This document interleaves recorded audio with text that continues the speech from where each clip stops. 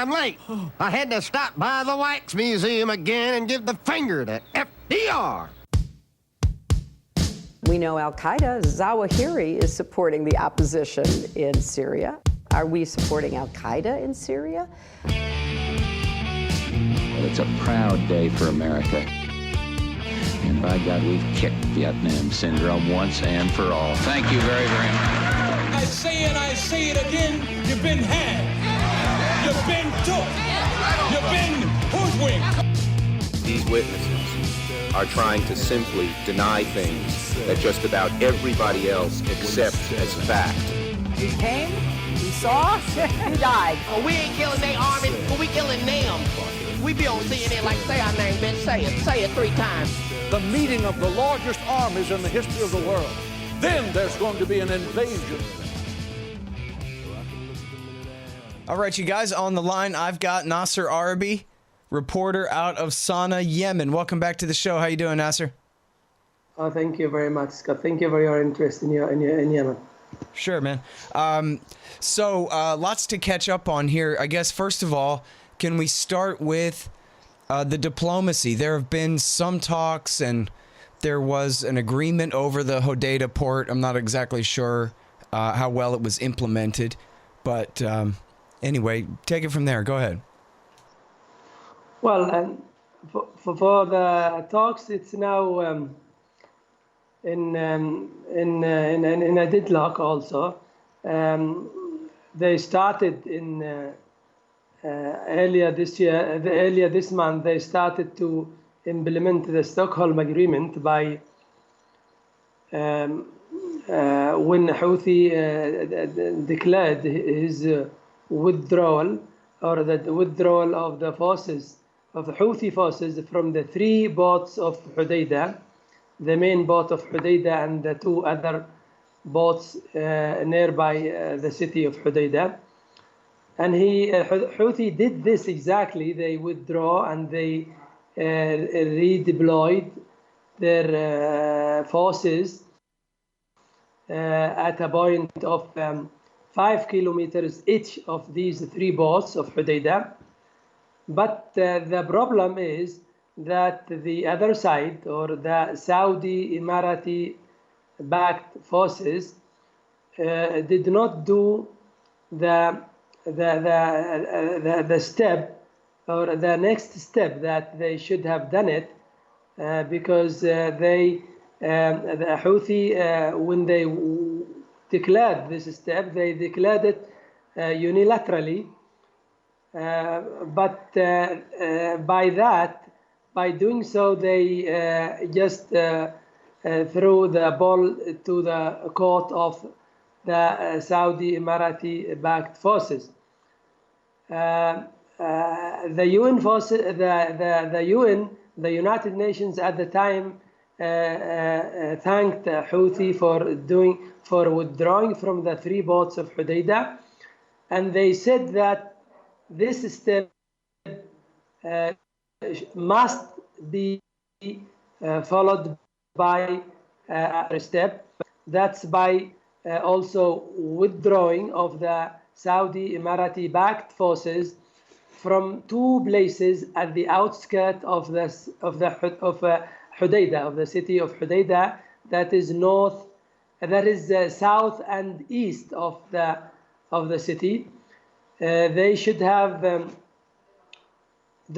withdrawn only 1 kilometer away from the positions they are staying now. They are positioning now, but this did not happen, unfortunately, until now. But also we can say that the UN envoy and UN mission in Hodeidah, under the leadership of the Danish General Lolesjad, they didn't say anything. They are still working something behind the scenes. So we can't say now they are failed. We can't say they are succeeded. So we are still waiting what's going to happen also. So this is the things. The things stand at this. Houthi withdraw from from the 3 boats of Hodeidah, and Houthi handed the 3 boats to the coast guard, to the local coast guards. The problem that you should know and your audience should know is that the Saudi Emirati forces and their government, their Yemeni government that is based in Saudi Arabia, also say now that Houthi handed to himself, as they said the previous times. So they say that the coast guards are also led by Houthi, and but the UN envoy Martin Griffiths said in front of the Security Council in New York that the step was done under close supervision and overseeing of the United Nations, and they praised the step and they were very happy. Of course, the Saudi Emirati authorities told the Yemeni-backed government in Riyadh to accuse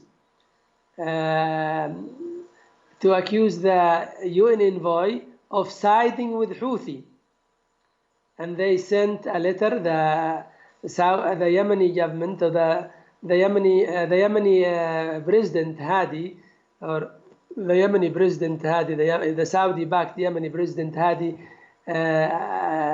sent a letter to UN Secretary General Antonio Guterres, accusing Martin Griffith, the UN envoy to Yemen, of siding with Houthi and biasing towards Houthi.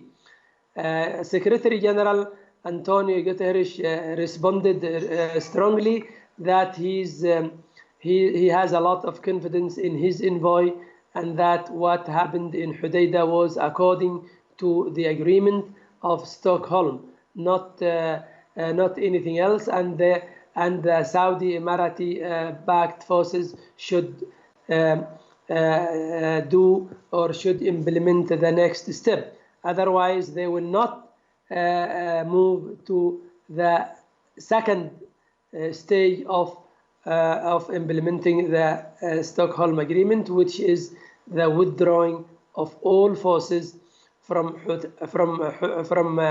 the city of Hodeidah, and this stage, of course, would never ever be implemented until the second step, until the step that should be implemented by the Saudi Emirati backed forces is implemented.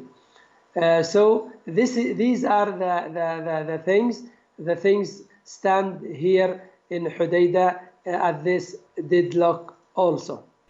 So you like supporting anti-war radio hosts? That makes sense. Here's how you can do that. Go to scotthorton.org/donate, and there's all kinds of options to do so, and all kinds of different kickbacks at different levels. Of course, take PayPal, Patreon, and all different kinds of digital currencies and all of those sorts of things. And anybody who signs up by way of Patreon or PayPal to donate $5 a month to the show will automatically get keys to the Reddit room, my own private Reddit group that I have. Quite a few members now, and lots of fun in there every day. So check out all about that at scotthorton.org/donate. And thanks. Dave DeCamp has a piece at news.antiwar.com about what you're saying about Hadi accusing Martin Griffiths and the United Nations of siding with the Houthis. And DeCamp says, well, if you look at the Houthis' conditions of what they were asking for, that I guess Griffiths was, repeating, that they're all very reasonable. They want their injured fighters to be able to go to Oman for treatment, and they want repatriation of the fighters who've already gone to Oman for treatment. They want them back, and they want to guarantee that the Houthi delegation will be allowed to return home to Sana'a after the talks, rather than, being arrested or detained or kidnapped by the Saudis or some other thing to prevent them from going back home again. And so, as DeCamp puts it, it's pretty hard to argue that this is unreasonable, especially when Hadi is sitting in a hotel in Riyadh and has no actual authority in the state of Yemen at all. Yes, this is the case. Yes, this is the case. Very much so. The Saudi Emiratis, the Emiratis seem they don't want this to happen. They don't want to implement the Stockholm Agreement because they see that things are going in the interest of Houthi, and they don't want this to happen. So they make that justifications and excuses not to implement it. But the UN envoy is still trying, as I told you, and they didn't say anything. They are now silent there in Hudaydah. And of course, the battles everywhere are raging on, and the war is everywhere. Especially, the escalation now in the south of Saudi Arabia is at its highest level. It started earlier this month by attacking the bombing stations in close to the Saudi capital Riyadh in a major operation, maybe the biggest operation ever since this war started, when Houthi sent 7 drones at the same time to bomb the bombing station in nearby Riyadh. Mm-hmm. And of course, this stopped the bombing of oil for days, of course. Right. Well, and this is getting a lot of attention, of course, because of the accusations against Iran, where the National Security Advisor John Bolton was trying to set up a scenario, I guess, where any attack by an alleged Iranian proxy force against any American ally in the region would amount to an Iranian attack against the United States. So now all of a sudden, if Hamas fails to prevent Islamic Jihad from firing a rocket over the wall, or if the Houthis get off a good drone strike against a target in Saudi Arabia, then that could be, considered a tripwire for war. Luckily, I think, the Pentagon and the president don't really agree with that, but there are certainly some who are, John Bolton is certainly trying to construct that narrative, to set up all the premises for that. And so because of that, the drone strikes, the Houthi drone strikes, which are getting better and better, or, more and more successful, I guess I should say, against the Saudis, are getting a lot of attention.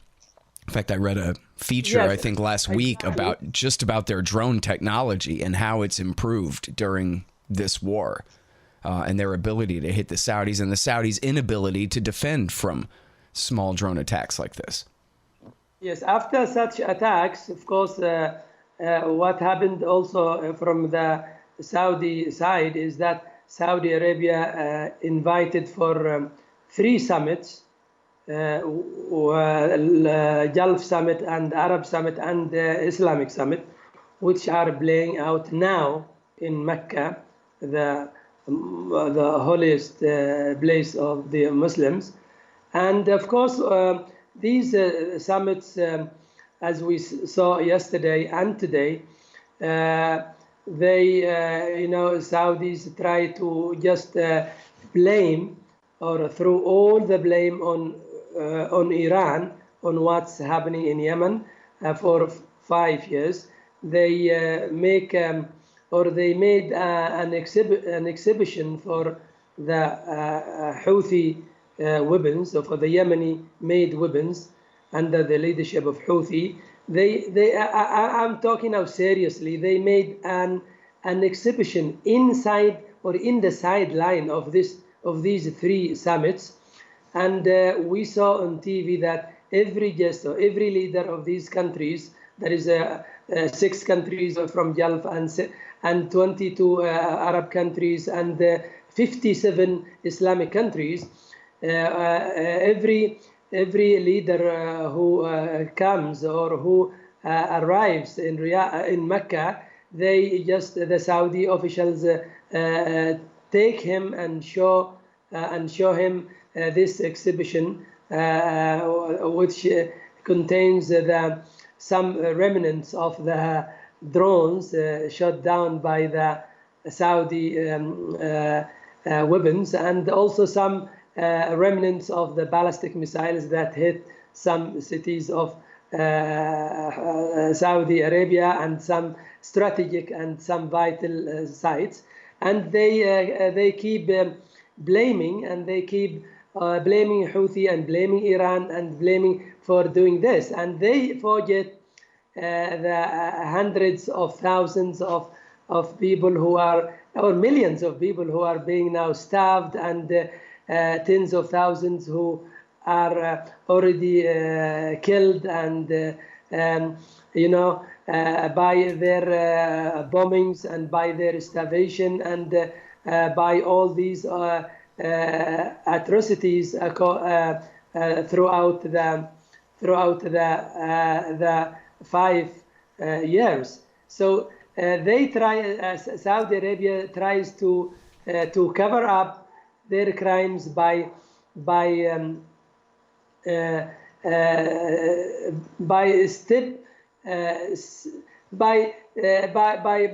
doing some other things, by saying that Iran, by repeating this kind of mantra about Iran, and not to do anything. What they should do now is that if they don't want to stop these things, it's very easy. It's very easy to stop it. It's by stopping the bombings and destroying Yemen, not by anything else, because Yemenis now decided to defend themselves and to continue defending themselves regardless of any consequences and whatever costly it is. Well, and it really should be emphasized here for people who are new to this topic that they call it the Saudi-led coalition. You mentioned the different states who were involved in this thing, but it's really the U.S.-led coalition. Barack Obama's government had a title for this kind of a strategy, leading from behind, where we make it look like it's a French-led coalition against Libya or a Saudi-led coalition against Yemen. But USA is the world empire, and Saudi Arabia is one of our satellites. And that's about as simple as that, as far as who's zooming who. Barack Obama never had to start this thing, and he could have stopped it at any moment with a single spoken word. And the same is true for Donald Trump. He doesn't even need a pen. He could simply say to the Pentagon, this Yemen thing is over right now, and that's the end of that. But he won't do it. And when the Congress tried to stop him, tried to force him to stop, he vetoed it. And, of course, so far they've been unable to override it. But that's the reality here. This is the U.S.-led coalition against Yemen. American planes, American bombs, American intel, American diplomatic support in the United Nations and the rest of it. That's the bottom line of all this. So just so no one's confused. As you've told me before, Nasser, the people of Yemen aren't confused. To them, it's the American-Saudi war. It is, of course, it is, Scott. Thank you very much for this, because it goes without saying now that it's American, and at least in the view of Yemenis, of course, they know that it's American. Now, for example, today tens of thousands, if not hundreds of thousands, took to the streets and squares here in the capital. Oh, really? Today there's a giant protest, huh? Yes, today, now, just now, in the late afternoon, because it's Ramadan. Now they are playing out now. and they are blaming Trump in particular for the so-called the deal of century, that is the Jared Kushner deal.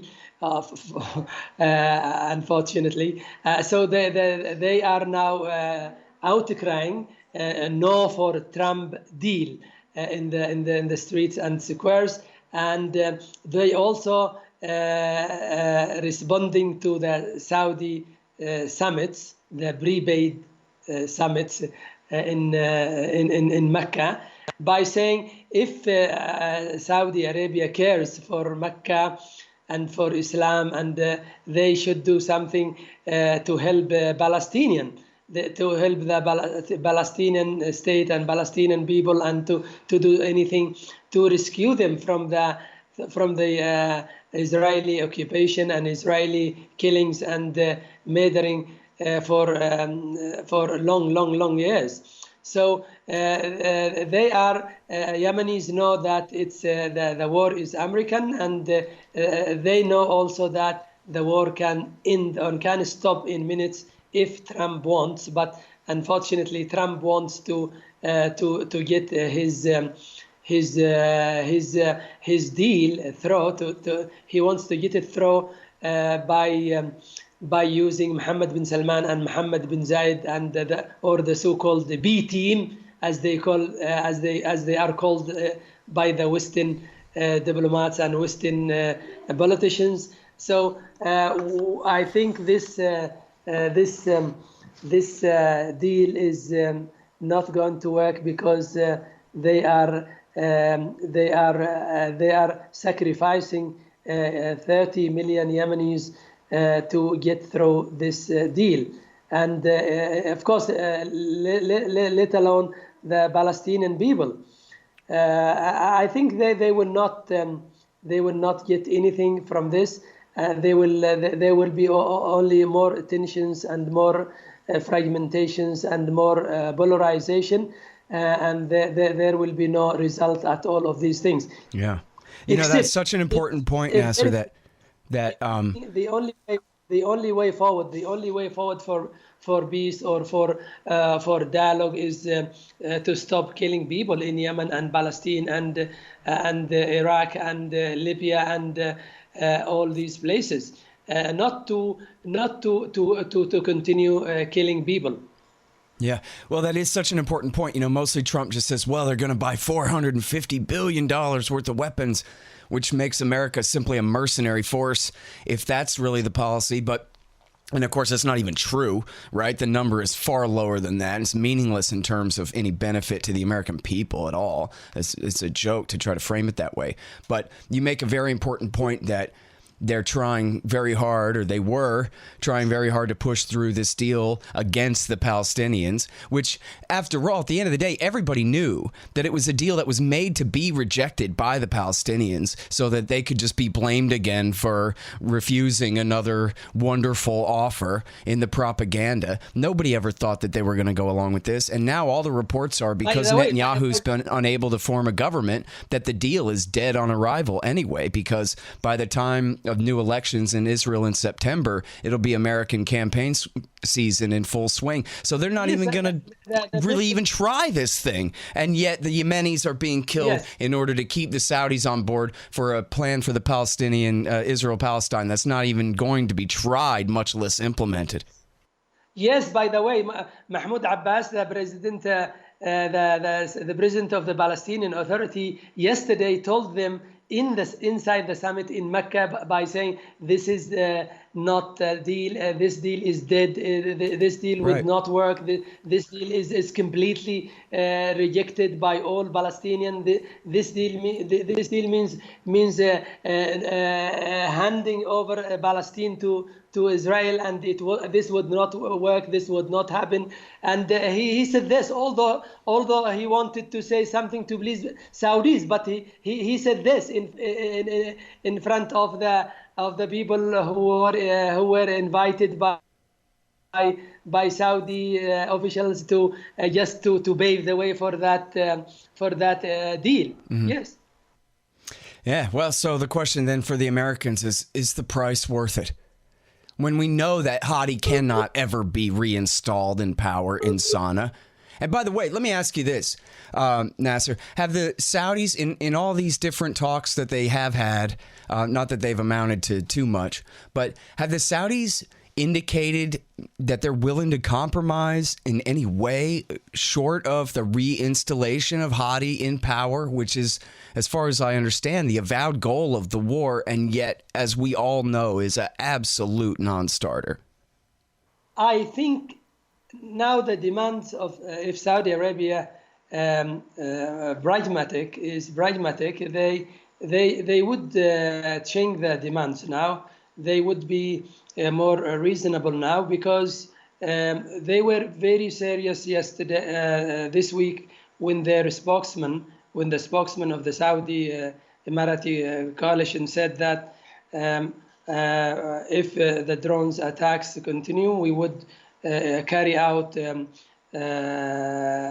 military operations. And it was very ridiculous and very funny to hear him saying something like this, because they have been doing military operations for 5 years. But we can understand from this statement that they now want to find a way forward or a way out from this impasse and from this deadlock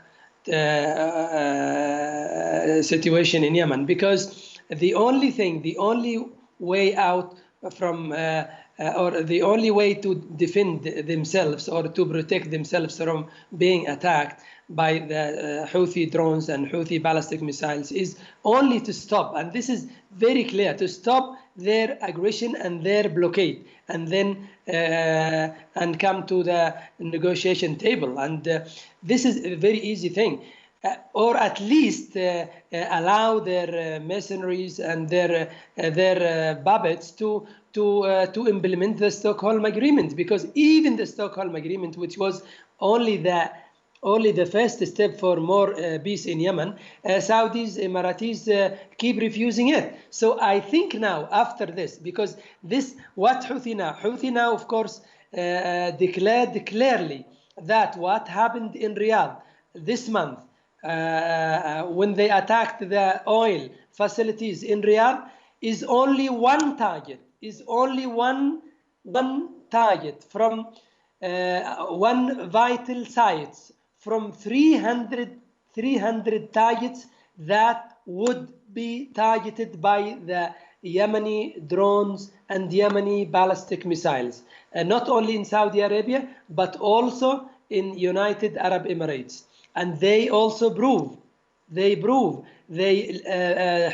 proved that they are able and capable to hit Abu Dhabi, and they showed the operation that they carried out on May last year. They showed footage showing the Abu Dhabi airport being hit by drones. This is something. I mean, they proved by hard evidence, that by video that showed the Abu Dhabi airport being hit last year on May.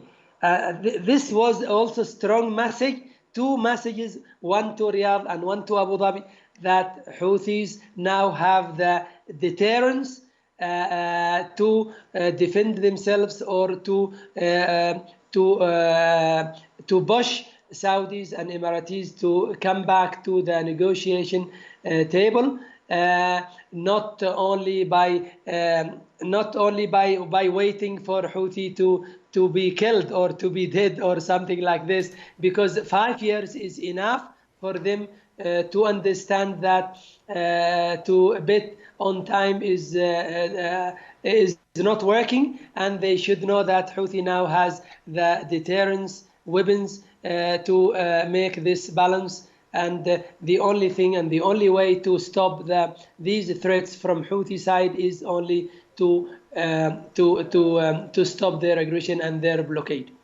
All right, I want to talk about this new study from the United Nations Development Program that was released in April that said that 233,000 people have been killed so far, 102,000 from fighting, that is airstrikes mostly, I guess, and another 131,000 from hunger and disease.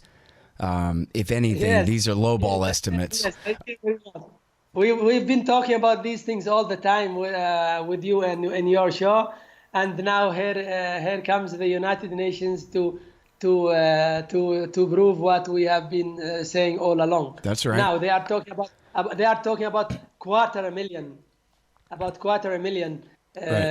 being killed and starved. Yes. And they say, and this should be obvious. Everyone should be able to just, think of this part themselves. This is how it works.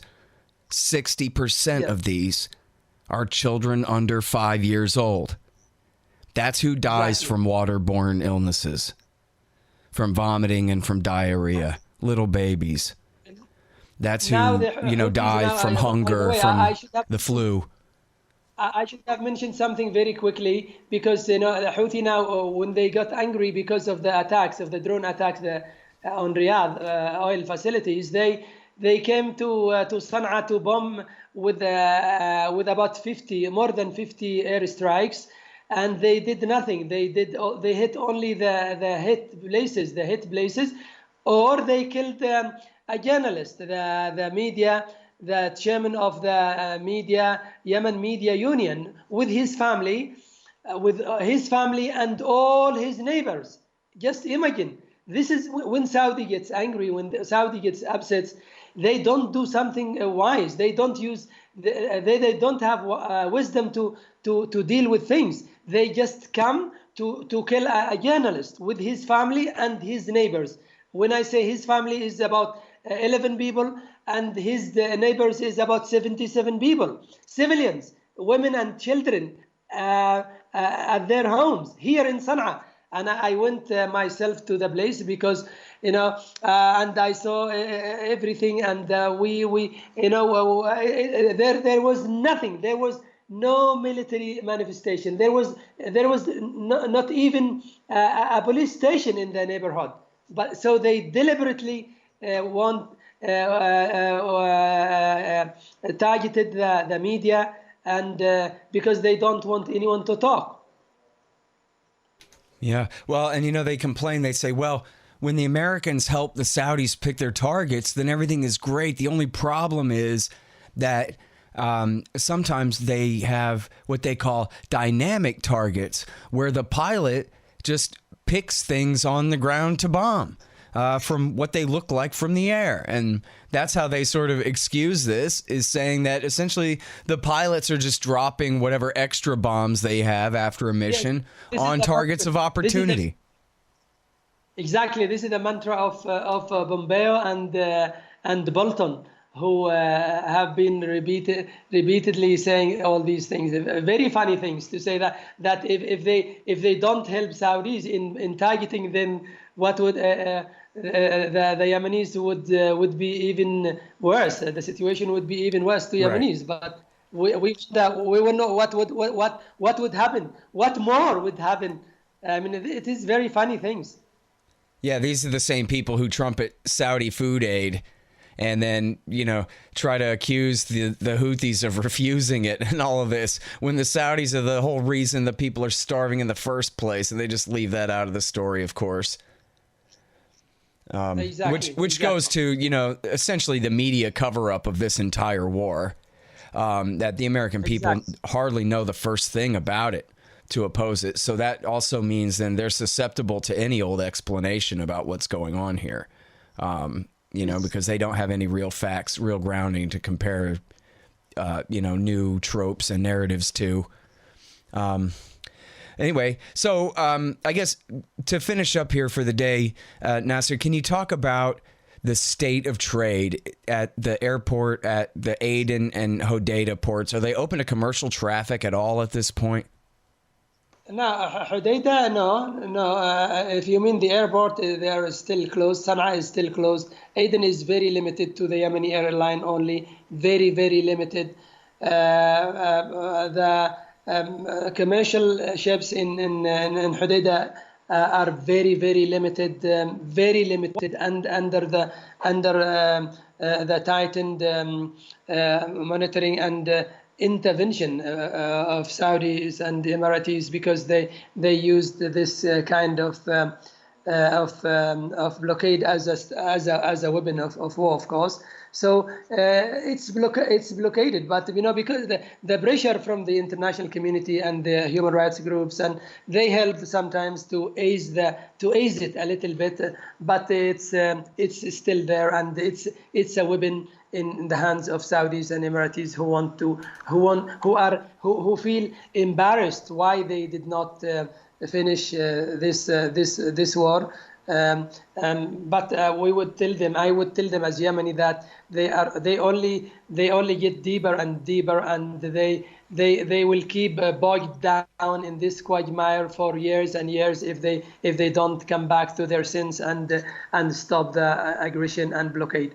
Right. I mean, this is really the thing of it, right? Is that there is no end in sight, essentially, short of the Americans and the Saudis giving up and recognizing that they cannot do a regime change here without sending in the infantry. No end in sight at all if Trump does not change his policy towards the Middle East and towards Yemen in particular. Right. Yeah, exactly. But as far as the battlefield, nothing. It's like World War I lines on the ground. They're not really changing other than in small degrees. And so without a change in policy, we could stay on like this for another 4 years, another 8, until the public of the United States of America demands an end to it, essentially. Yes. All right. Well, listen, I don't know what else to tell you. I'm sorry again for my country killing yours like this. It's terribly unfair. I know that Yemen never attacked the United States, never threatened to in any way. You are doing a great job, and a lot of media and free people everywhere help Yemen, and they refuse this. We know this, we feel it, and we are grateful for this. And we'll keep. We will never surrender. We will never give up, because giving up to these things is giving up to war crimes, to genocide, to crimes against humanity. This is something that everyone should fight for.